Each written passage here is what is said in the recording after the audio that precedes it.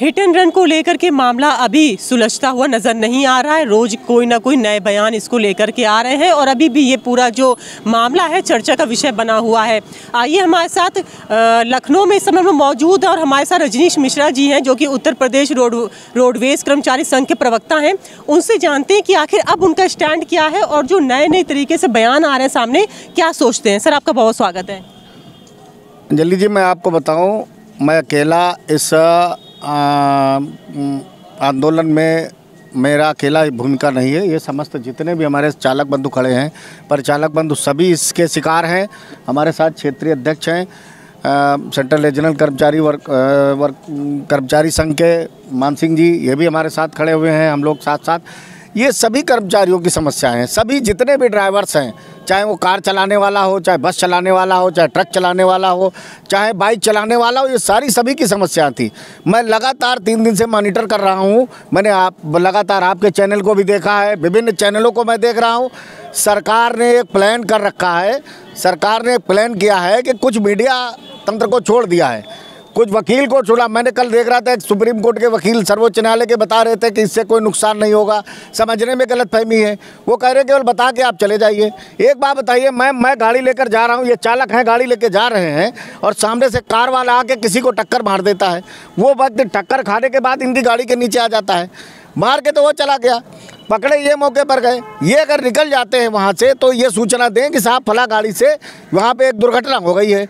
Police पूछेगी कि पहले बताइए आप कौन बोल रहे हैं, इनका नंबर ट्रेस हो जाएगा, उसके बाद इनका नाम पता नोट करेंगे। कार वाला जब नहीं मिलेगा तो वो केस तो इनके नाम आ जाएगा ना।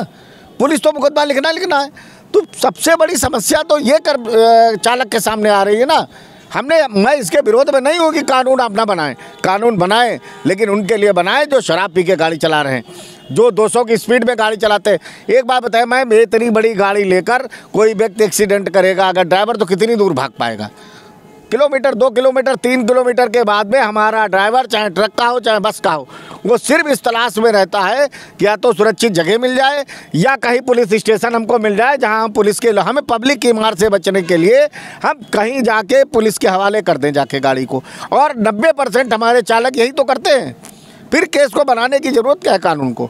आप ज़बरदस्ती ये थोपने की आवश्यकता क्या है? और मैं देख रहा हूँ कि पूरा इसको लगा दिया गया है, स्ट्रक्चर खड़ा कर दिया गया इसको लेकर। कहीं कोई मंत्री का बयान आ रहा है, कहीं सुप्रीम कोर्ट के वकील अपनी ज्ञान आप दे रहे हैं। ज्ञान देने से मतलब सुधार नहीं होगा। अगर सुधार करना है तो आप अमेरिका आप जाते हैं। मैंने माननीय मंत्री जी अमेरिका गए, वहाँ ब्रिटेन गए, फ्रांस गए, जर्मनी गए, जापान गए, कनाडा गए, वहाँ की सड़कें आपने देखी। लेकिन मैम आप देखिए, जिस लेन में कार चलाने, बाइक चलाने के लिए लेन छोड़ी जाती है, यहाँ तो पैदल के लिए जो बनाया गया उसमें भी लोग बाइक और कार घुसेड़ देते हैं अगर जाम लगता है। तो पहले आप स्ट्रक्चर को सुधारिए। आप एक स्ट्रक्चर को सुधारिए कि यहाँ बसें चलेंगी, ट्रकें चलेंगे इस लेन में। दूसरा नहीं घुसेगा, और घुसेगा तो ऑटोमेटिक उसका चालान हो जाएगा। ऑटोमेटिक जो विदेश में है कि उसके खाते से पैसा कट जाएगा, 10,000 रुपये 20,000 का जुर्माना हो जाएगा, अपने आप बंद हो जाएगा सब कुछ। जब लोग लेन तोड़ेंगे नहीं, लाल बत्ती नहीं क्रॉस करेंगे तो कैसे दुर्घटना हो जाएंगी? उसी में कार चला रहे हैं आप, उसी में बाइक वाले को चलवा रहे हैं, उसी में रोड क्रॉस करवा रहे हैं। तो और उसके बाद आप कहते हैं चालक दोषी है। कैसे चालक दोषी है आप बता दीजिए आप। सर, देश के प्रधानमंत्री और गृह मंत्री अमित शाह से अब आपकी क्या मांग है? ये भी सुनने में आ रहा है कि अगर ये कानून नहीं रुका तो अनिश्चितकालीन जो है हड़ताल पे आप लोग जाएंगे। मैम देखिए, हम मजदूर हैं, ये जितने भी चालक हैं, हमारी कोई बहुत बड़ी वो मांग नहीं, डिमांड नहीं सरकार से। लेकिन सरकार अगर जबरन हमें फंसाने का काम करेगी, ज़बरदस्ती हमारे ऊपर कोई कानून थोपने का काम करेगी, मैं प्रधानमंत्री आपके चैनल के माध्यम से आदरणीय प्रधानमंत्री जी से, आदरणीय गृह मंत्री जी से मेरी यही अपील है सभी चालकों की तरफ से कि इन गरीब चालकों का ध्यान रखा जाए। हम जानबूझ के कोई दुर्घटना नहीं करते हैं।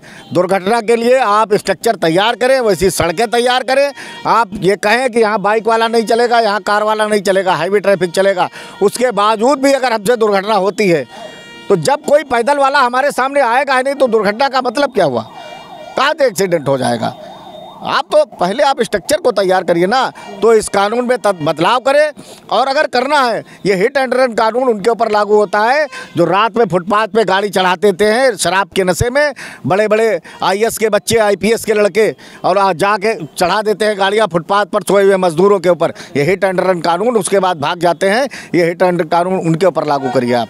ये सर आप जो ट्रक बस चलाने वाले जो देश की अर्थव्यवस्था में अपना पूरा योगदान दे रहे हैं, जो प्रदेश की जनता को एक दूसरे स्थान से पहुंचाने का काम देश के लोगों को कर रहे हैं, जनता की सेवा कर रहे हैं, उनके ऊपर हिट एंड रन कानून लागू करने का कोई मतलब नहीं बनता। मैं मेरा आपसे ये आखिरी सवाल है, ठीक है, जैसे आपने कहा कि क्या कहते हैं ये सारी चीज़ें जो दारू पी के चलाते हैं उन पे लागू होनी चाहिए, लेकिन सरकार के पास कोई दो सजेशन, कोई दो सलाह इस कानून को लेकर के, कोई प्रावधान में बदलाव, मतलब प्रावधान में बदलाव, जैसे भी 10 साल की सज़ा है और 7 लाख रुपए का जुर्माना है, उसमें अगर कम करे सरकार तो क्या करे, किस हिसाब से करे?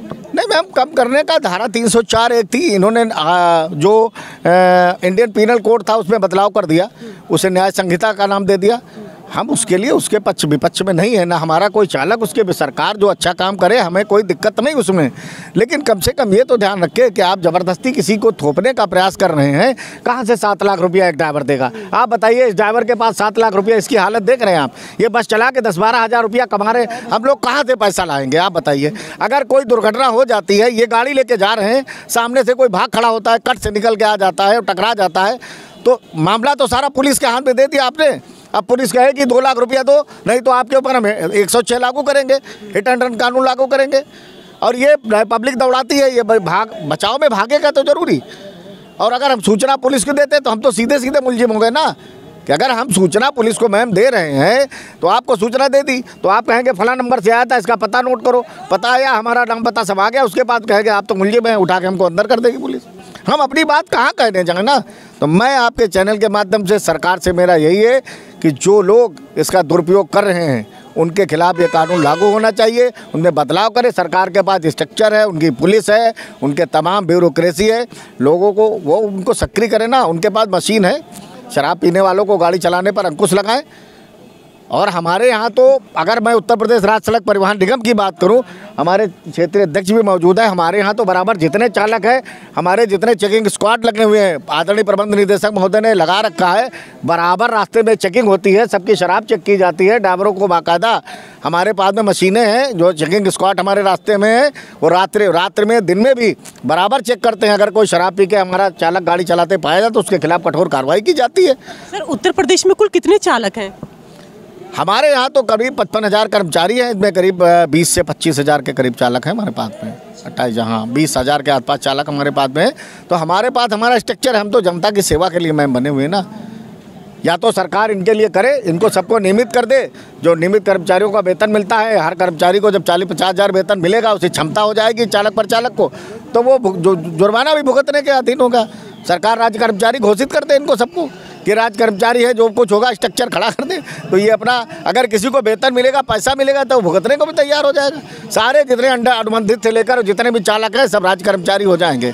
सरकार घोषित करे, नहीं करेगी ना मैम, इसलिए क्योंकि 10,000 में हमसे मजदूरी कराने पर सरकार को भी मज़ा आ रहा है, उनको भी बहुत अच्छा काम लग रहा है। और जो ज्ञान नेता दे रहे हैं या आदरणीय मंत्री दे रहे हैं या सुप्रीम कोर्ट के वकील, मैं लगातार चैनल के माध्यम से देख रहा हूँ, लगातार इस कानून को लेकर समझाने का प्रयास कर रहे हैं। वो एक बार समझाएं, अगर उनके बच्चे से एक्सीडेंट हो जाता है, ये तो समस्या तब आएगी ना मैम जब किसी IAS के लड़के से जिसके पास लाइसेंस नहीं होगा, या उसकी पत्नी से या उसकी बेटी से या IPS के बच्चे से या मंत्री के बेटे से जब दुर्घटना होगी और कहेंगे दूसरे चालक से, जो नहीं कहते हैं ना कि चालक से कह देते तुम हाजिर हो जाओ अपने चालक से, फिर वो मना करके भाग जाएगा कि नहीं साहब मैं हाजिर नहीं होऊंगा, 10 साल की सज़ा मुझे हो सकती है दुर्घटना में। जब उनका बच्चा जेल जाएगा हिट एंड रन कानून में, इनके बच्चे को जेल जाने, उनकी पत्नी को जेल होगी, इनकी बेटी को जब जेल जाने की नौबत आएगी, तब समझ में आएगा हिट एंड कानून, ये कानून जो पास करे, जिसमें ज्ञान बांटने वाले जो लोग हैं, इन्हें तब समझ में आएगा कि इसका मजा क्या होता है कानून का। बहुत बहुत धन्यवाद सर हमसे बात करने के लिए। तो रजनीश मिश्रा थे हमारे साथ इस समय, उत्तर प्रदेश रोडवेज कर्मचारी संघ के जो प्रवक्ता हैं, तो उन्होंने बताया कि किस तरह से इस कानून में बदलाव होना चाहिए। कहा है कि वो इसके विरोध में नहीं है, लेकिन लागू किस पे करना चाहिए ये इन्होंने बखूबी हमें बता दिया है। साथ में ये भी बताया है कि जो बयान आ रहे हैं उल्टे सीधे, उस पर भी रोक लगनी चाहिए, इससे भी भ्रम फैल रहा है। और अभी भी कर्मचारी अपनी बात पर डटे हुए हैं, उनका कहना है कि इस कानून में कोई ना कोई बदलाव ज़रूर करना चाहिए, तब तक ये लोग हटेंगे नहीं। तो ऐसी और दिलचस्प जानकारी जुड़े मेरे साथ, मैं लखनऊ से अंजलि सिंह राजपूत, न्यूज़ 18।